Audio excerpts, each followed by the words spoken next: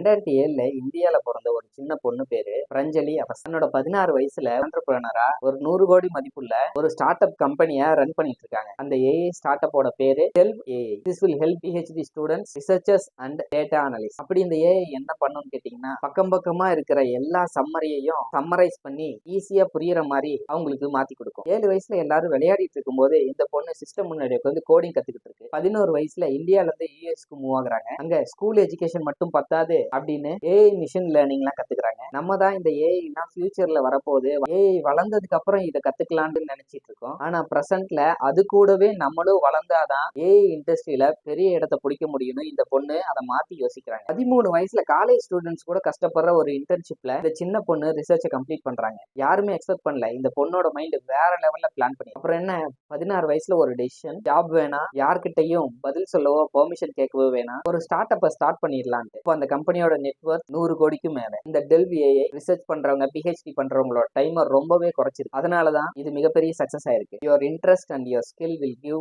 Confidence to build your empire. Age is just a number. இப்பவே உங்க ஸ்கில்ல develop பண்ணுங்க. அப்புறம் வீடியோ பார்த்துட்டு ரெஸ்ட் எடுங்க. நாளைக்கு பார்க்கலாம்.